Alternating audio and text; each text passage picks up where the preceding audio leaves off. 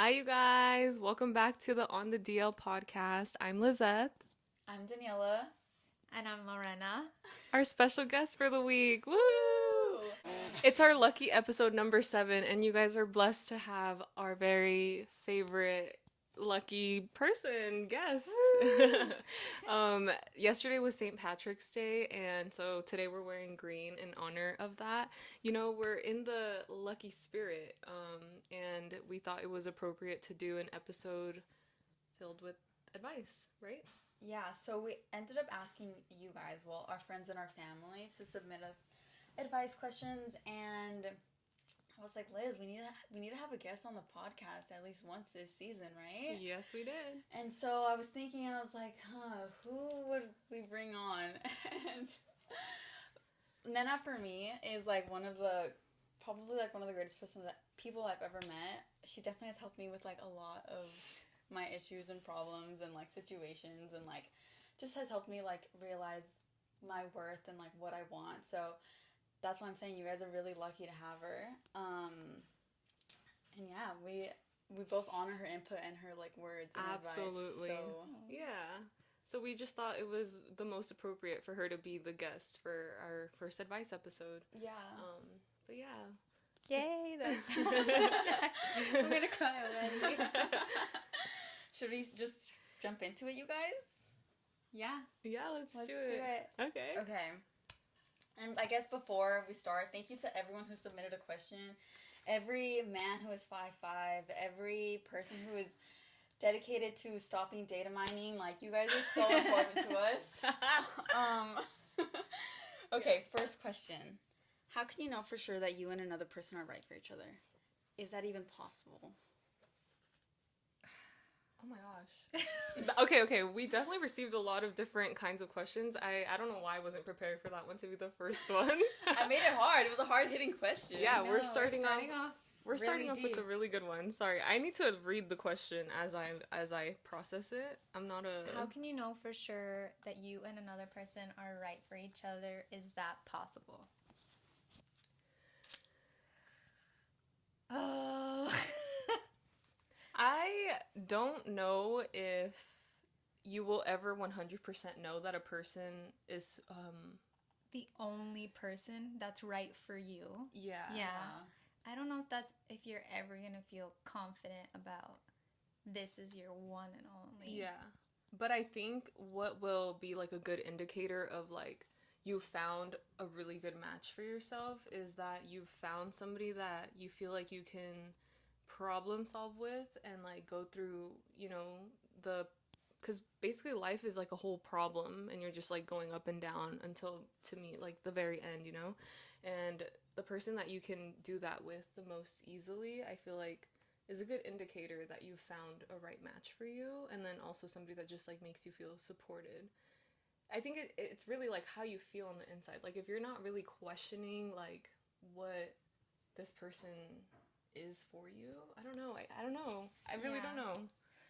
But that's just how I kind of view it these days. I think maybe even like when you are questioning if this is the right person or not, I think even then when you're working through that question, like you're still able to like coexist well with that person. I feel like that's a good indicator to keep going. Yeah, true.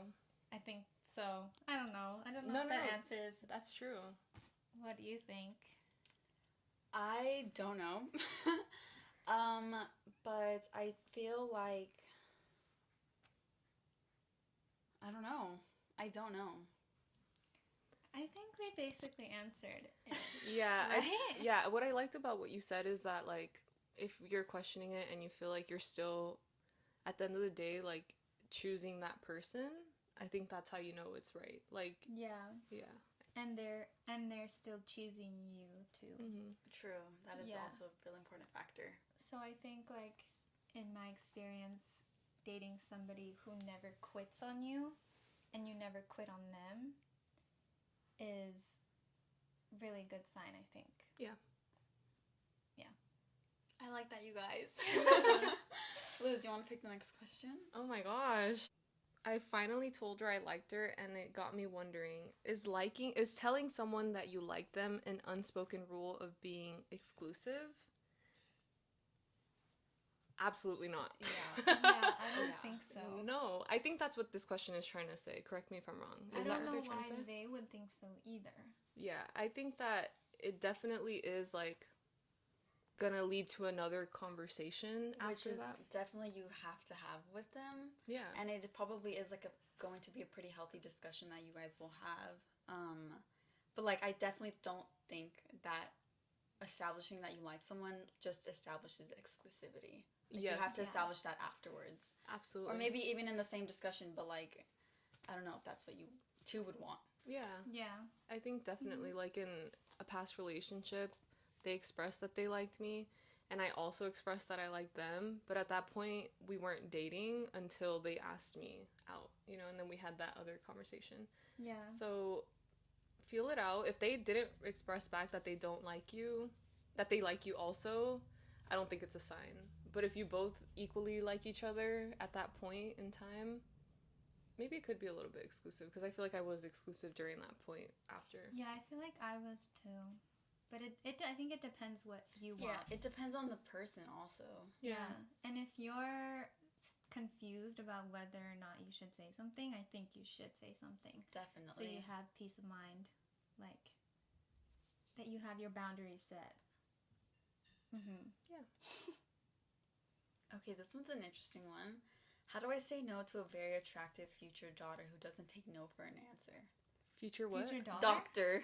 Oh. Oh. Okay, how do you say no to a very... Attractive future doctor who doesn't take no for an answer. Ooh, a woman that knows what she wants. Or, no, doctor could be a man. Yeah. Yeah, but like, damn, Liz, you're reestablishing gender roles over here. Hell yeah. Oh my gosh. Okay. Ooh, that's hard. Well, personally, the first thing for me, I don't like a man who doesn't take no for an answer. I do not deal with that. Like, if you Yep. can't take no for an answer, you're done. Like, you're done. You're getting blocked. Okay. But at the same time, future doctor, what's wrong with this person? Like, they're a future doctor. Yeah. I'm on the opposite end as you. I like I a know guy you who are. like I know you I are. also like can a guy read that my chases. nonverbal cues, even if it is a no. But the thing is that this person says that they said no Yeah. multiple times. First, Well, ask that's what I'm- yourself: is that's- it actually a no? Is it actually a no because if he's hot and he's a doctor and he likes you and he wants to chase you? He's a doctor. Okay. I think we need to establish something. We need to make sure this person's already in the residency. Because if they're in, like, Oh. pre-med, what does that mean, But right? still, People even change... pre-med is like good, right? It is good, but a lot of people end up changing their minds. So That's they might not true. even be a future doctor. But who knows, they might pursue it. I think if you do have that, like, you know, enticement to become a doctor, you are probably a person that wants to do big things And in life regardless. dedicated, Yeah, yeah. that's true. That does speak to a person's character. Yeah. But yeah, just make sure you're securing your bag first. I'm just kidding. But if you really do want to say no, then just say no. Say, Yeah. I'm really sorry, like, I don't want to continue this type of relationship with you. And if you want the acts to stop, like what he's doing to you, say, like, it makes me feel a little bit uncomfortable, and then he'll probably stop. If he doesn't, then... What if it was the other way around then? Like, what if the future doctor was to be a woman and... Or same, he, she. Right. Do you think that changes it at all? Like, I if don't the girl is the think one that's, so. like, really, like, persistent on it? No? No, I No? don't think it should. Okay. I feel like I it don't does know. because... Maybe. I feel like it does because I feel like in a relationship, unfortunately, I feel like the man should like you more. That's my opinion. I feel like the guy should like you more than... Like, you obviously are going to like them still, but I think it works out better if the guy has that attraction towards you more. And I if, see how it can work out better if that was the case. So then what would you say if it was a girl? I'd I be would like, say that. I would be like to the person, if this was a guy that was asking for advice, saying like, I've already told her to no multiple times. I think there's probably obvious reasons why he hasn't said yes to her already, but they're not accepting that internally. Yeah. The doctor or The guy, the rejector? the The person who's rejecting. the person who is rejecting. The thing is that I feel like if the person who's rejecting is the guy, like, men know. They don't question anything. Like, men know. Sometimes Exactly. they don't know. I feel like they do know. That's They- what I'm saying. So why? Oh, like, they do know if they like someone? Yeah. Oh, I Mhm. feel like, yeah, they do know. Yeah. So that's what I'm saying. Like, if it was the girl that's like persistent on still wanting to be with this guy for whatever reason, and she's gonna be a future doctor, Girl, pick yourself up. I You're would gonna say be a stand up. doctor. Yeah, I would say stand up. Next question, Dan. Would you mind just doing the questions? I Yeah, think they come better from definitely. you. Okay.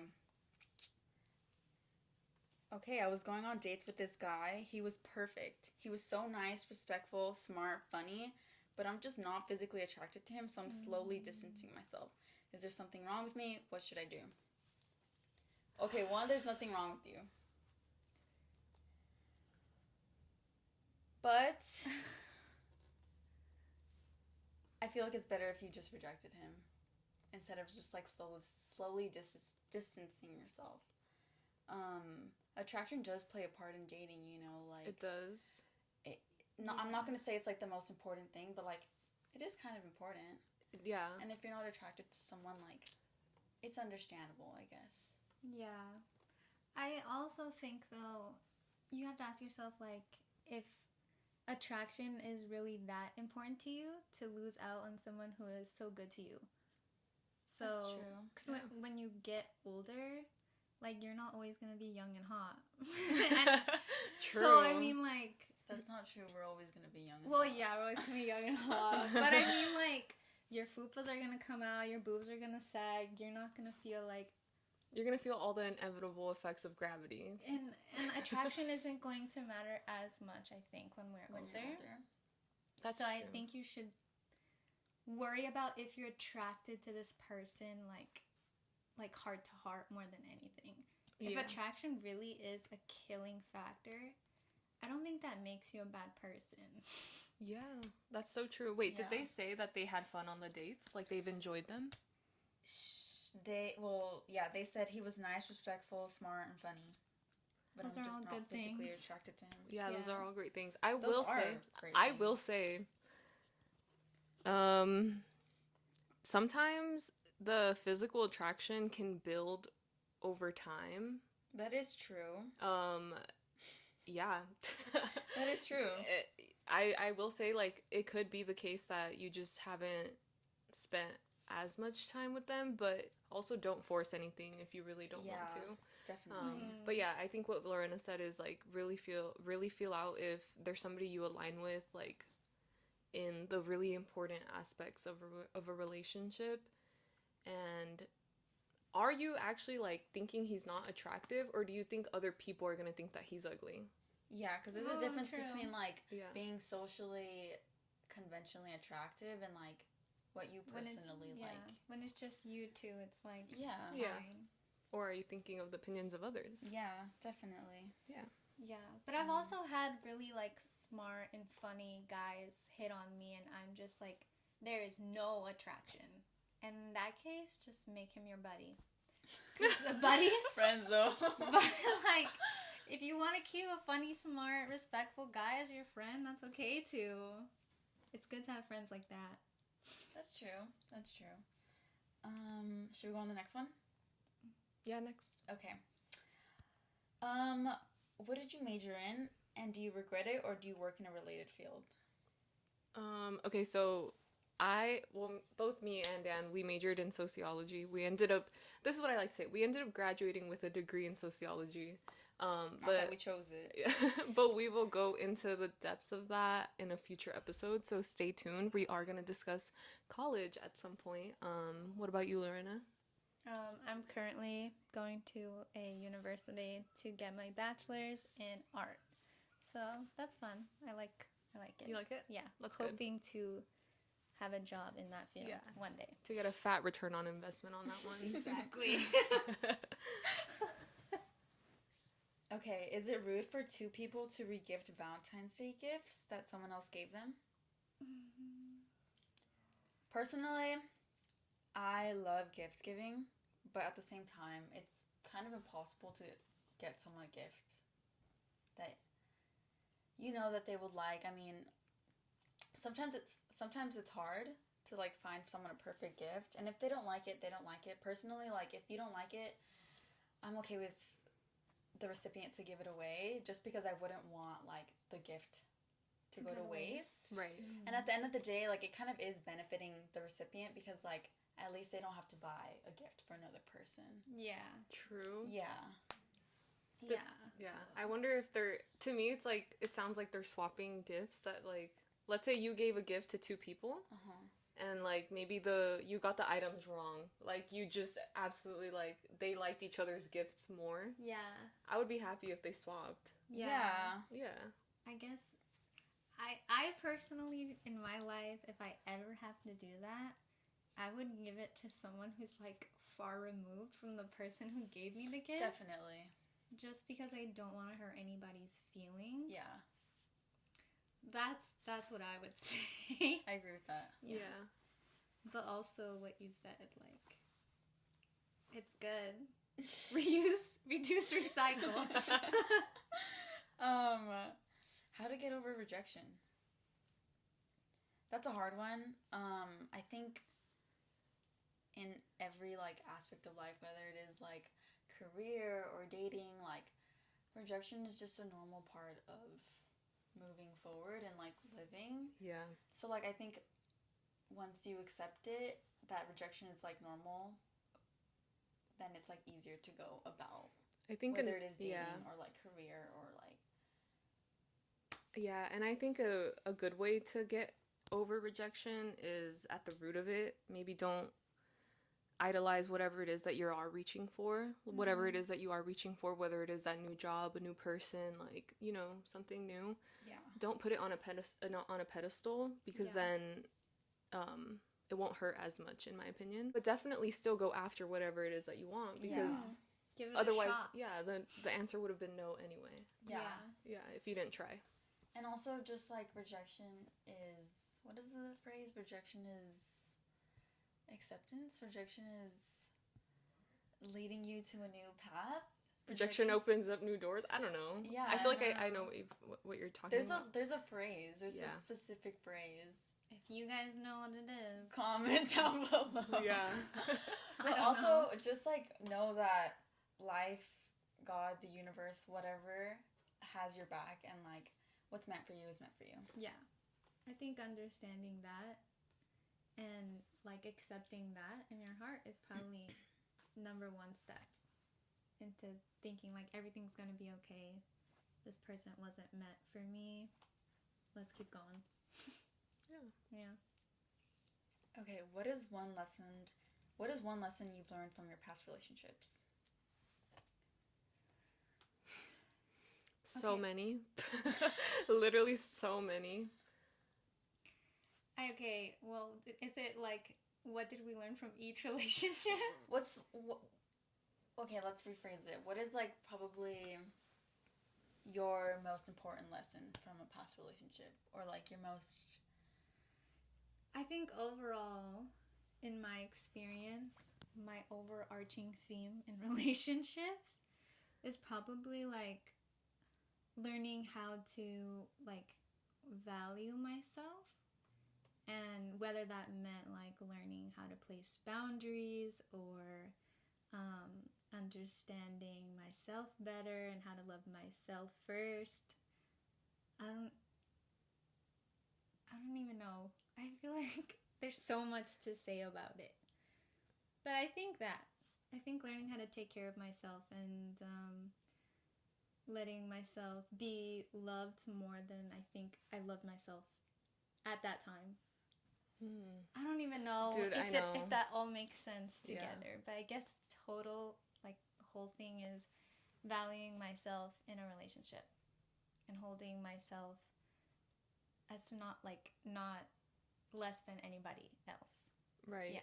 And I think something that goes hand in hand with that is like not losing yourself in a relationship at the expense of yourself. Yeah. You know, like you want to be that partner for somebody, but like saying, you know, the more you say yes in a relationship type thing, just make sure you're not saying no to you and the things that are important to you, in the sense of still being that individual and doing the things that make you happy, and not constantly worrying about another person. I think is a really important thing that I've learned, is that you really have to center yourself and build yourself up and allow that person to also build themselves up. Yeah. So that you can be like two whole individuals making a relationship, instead of being like two people that have like empty cups that they need to fill, you know? So pour into your cup first before you can pour into the cup of a relationship is one of the biggest lessons that I've learned, for sure. Yeah, that's an That's important good, you one. guys. Yeah. What about you? Well, I mean- never been in a relationship. I've never been in like a You can talk serious about relationship, but I know what I'm about to say right now. But I think like same thing with what you just said, is like learning to value myself and like learning what I even want. Yeah, I don't know. Yeah. Yeah. Okay, let's see.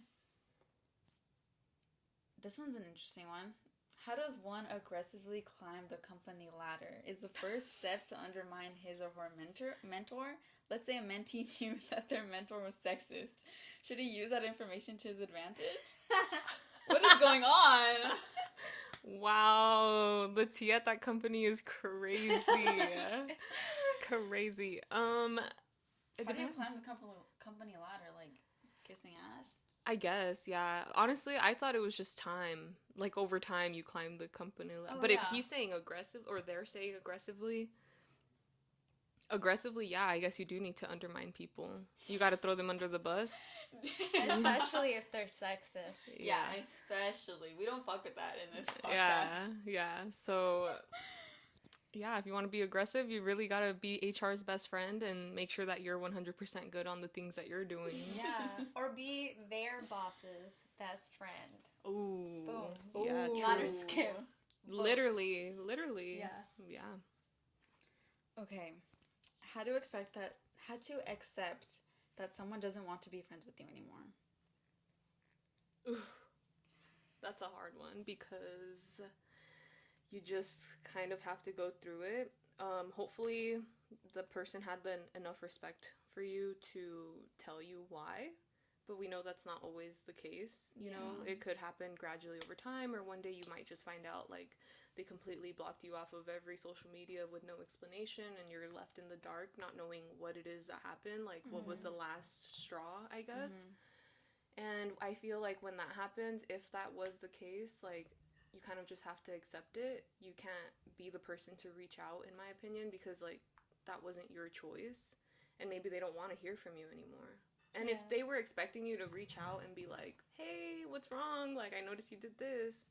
That's really immature, in my opinion. Yeah, I agree. You need to communicate and really express what it is that somebody did to you, I think. Yeah, some people need to be told about themselves. Yeah.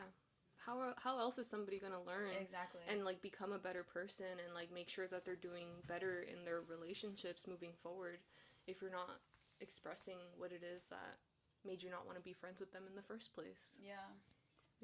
I think if also, like, in addition to that, like, if the relationship was just phasing out, I think if you just let it do its thing, like how we were talking about rejection, I think that's okay too. Because I feel like if you guys are really close or were at one point and you kind of grow apart and like nothing has really been said or done, that's kind of how the way it rolls. I think you can embrace like different phases of that relationship. Maybe one day in the future you guys will be close again. Maybe you guys just don't have a lot of time. I don't know. I feel like that's also like a really common friend dynamic, especially like coming out of high school, coming out of college. I feel like that's kind of how it happens with friendships. Yeah, like as you get older, I feel like people just drift apart, and like that's okay. I mean, that's I feel like that's a lot of friendships. But I think you should just like hang out and like be in company with the people that you have in your life, like your family, your other friends. It's hard. I'm sorry that you're going through that, but like Yeah. I'm sure you do have like a support system.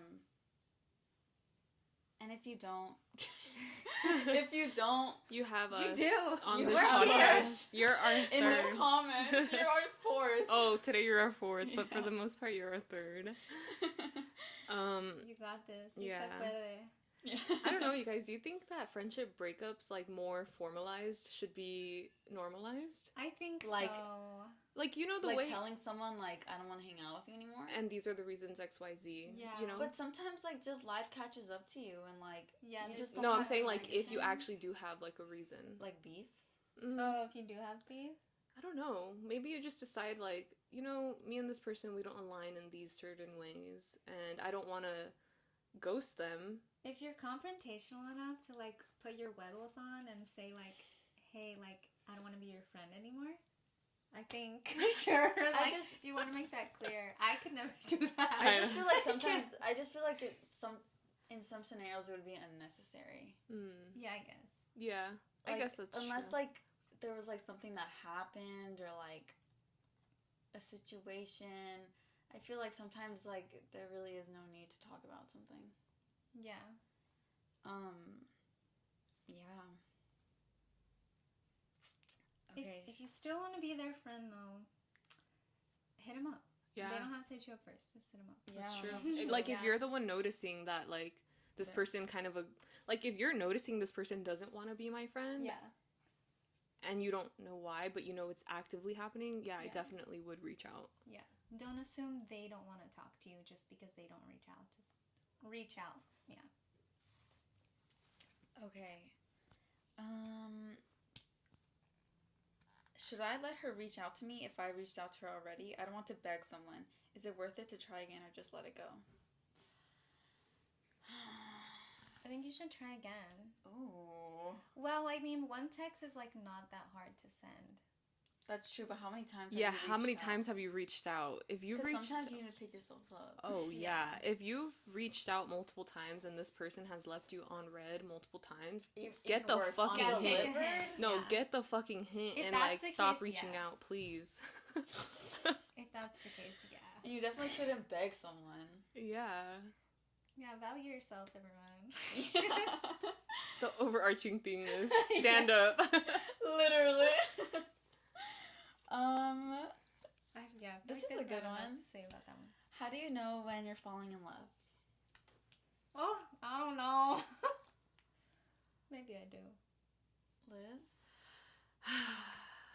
That's hard. I don't know, that's hard. Because I feel like falling in love is such like a fairy tale thing. Yeah. In the sense of like the way that movies like portray it, and I think like I've kind of gotten to the point where I believe that love is a choice, not really a feeling. Like it happens to Like you. I feel like what you feel is like crushes, butterflies, like that's like the feeling I think that people think is like love, quote unquote, but I think that loving someone and choosing them is what love is. Like it's a choice at the end of Yeah. the day. So I think maybe you've fallen in love when I feel like the person that you're with can really do no wrong, in the sense that you will work through whatever it is that you guys are going through. I don't know. Yeah. That's what I think. I don't know if there's really a way to tell that you're falling in love.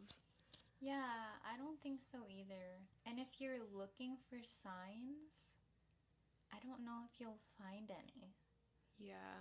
Because I feel like for me, the falling in love was like not in a healthy way in the beginning parts of falling in love, quote unquote. I don't know.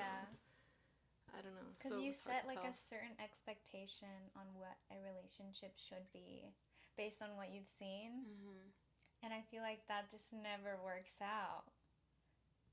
I think, yeah, falling in love, like you said, was really good because it's not something that like happens to you. it's something that you choose, and it's something that you have to walk towards every day. And I think as long as you love yourself, you love the person you're with, they love themselves, they love you, and you guys keep walking towards that every day, I think that's as much as falling in love that you're gonna get. I think. Yeah. In the words, not in the words, I don't know the exact words, but Bell Hooks in her book, All About Love, she actually does say that as well. She says that love is a choice, like you choose love. Oh. I don't know if you guys have read that, but it's a really insightful book. That, in my opinion, is a little bit outdated, but you guys should check it out. I think I did read it in college. Do you have it? No, I do not. I think I might have it. Okay. On my iPad. I'll send it to you. Okay. If you're okay with reading PDF version. Yeah, I am. I just have to get back into reading. Period. I felt that. I literally, yeah. I'm on chapter like 10 of my book. Wow. That I started in January. No, last year. I started last year. When in last year? Maybe December. Okay. Okay, it's been 4 months. That's good. 10 chapters. Let's You're go. doing it. Yeah, let's go. Last question, you guys, and then we can go on to the speed round. Thoughts on death and how any of you have dealt with it. Okay, first of all, I haven't really dealt with it in the sense of like having a close family member passing away. My childhood dog did unfortunately pass away, and that was really sad. It definitely helped that like my entire family was grieving a loss at the same time, and having them to kind of like talk about like our favorite memories of him and everything like that.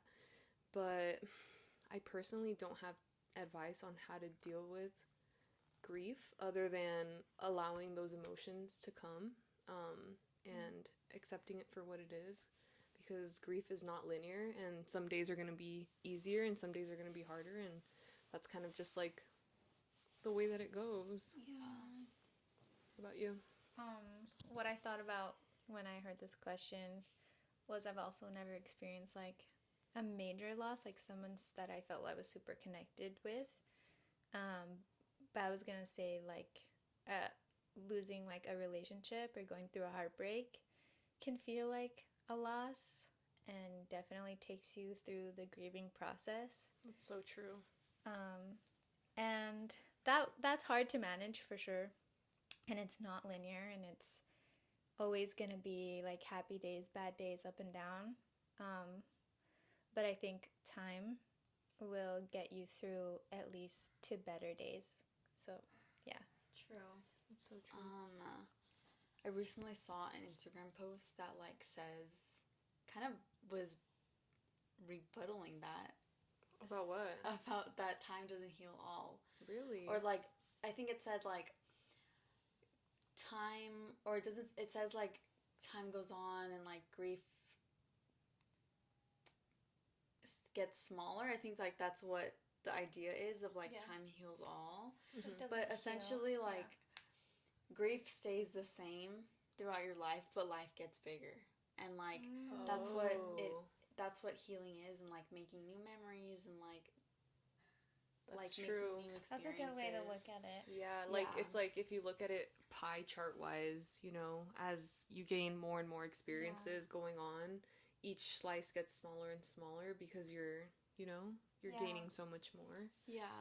And So then true. in terms of death, I have experienced a pet loss actually multiple times in my life.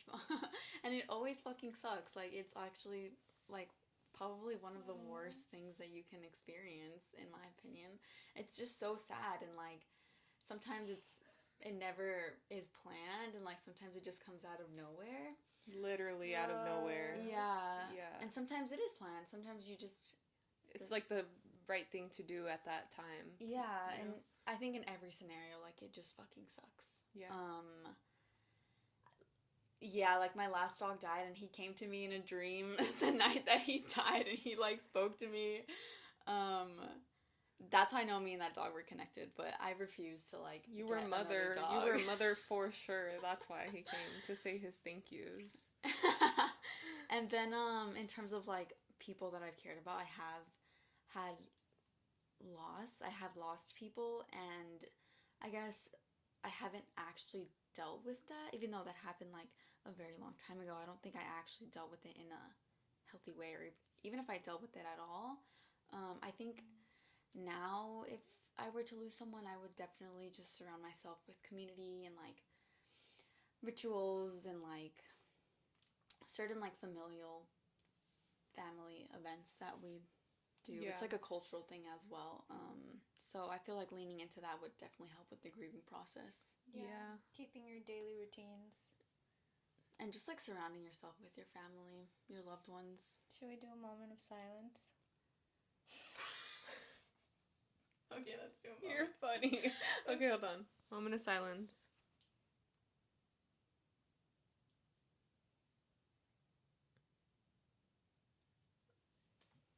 Okay. That was a good moment. Yeah, a that good was- moment. That caught me really off guard, but it feels really special, I think, to do that, for all our loved ones that have passed away. Mm-hmm. Yeah. Yeah. Oh my gosh. Not the puppy heaven. Okay, speed round, you guys. Let's go into something a little lighter. Okay, this is a good one. I'm ready for it. How do you perceive guys who stand at a whopping 5'5"? My thoughts on 5'5" men. They're great. Or should I say, he is great. Oh. I'm dating someone who's a short king. I don't know if he's Aw. 5'5" exactly, but As you should, though. You're a short queen. Yeah. You're literally a I'm short 5'2". queen. And on a good day. I will literally die on the what is it? hill? Die on the hill that you need to leave the tall guys for the tall girls. I'm sorry, but you should not be 5'2". My mom dating somebody who is 6'3", because all the other tall girls are left with very little to pick from. Slim pickings. Yep. All I'm gonna say is, as a 5'2" gal, if a 6'2" man wants me, I'm gonna let him I mean, take facts, me. no facts, but like actively seeking out men that are over yeah. 6 feet. I'm like, girl, you have so many to Yeah, you choose have like from. the whole. You have the whole world, girl. You have the whole You have the whole world. sea. Yeah. That was a good one, you guys. Why are Virgo men so hated? They're boring, first of all. They're liars. I don't know anything about Virgo men. Nothing. Nothing. The only thing I know about Virgo men is like, you see them and you're like, wow, and then you get to know them and you're like, you're boring. Never mind. Scratch that. I'm just kidding. I actually don't know that many Virgo men. I'm just basing it off of stereotypes that I've heard. Well, actually, there will be a lot of Virgo men watching this episode, so. Sorry about it. Sorry about it. Sorry.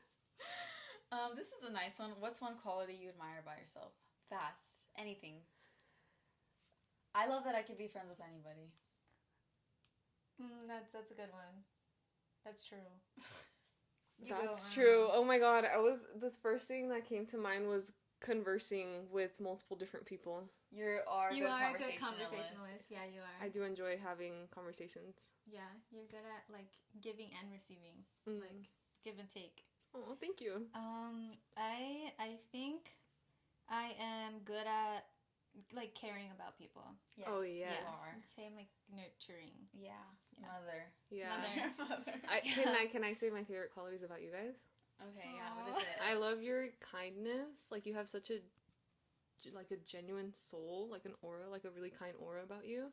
And I love how you know what you want. Like, I feel like you're so sure about like what it is that you like and what you don't like. At least what you And don't you're want. and you're not yeah, you know what you don't want and you're not afraid to say it. Yeah, that's true. And I admire that. Thank you, guys. Yeah.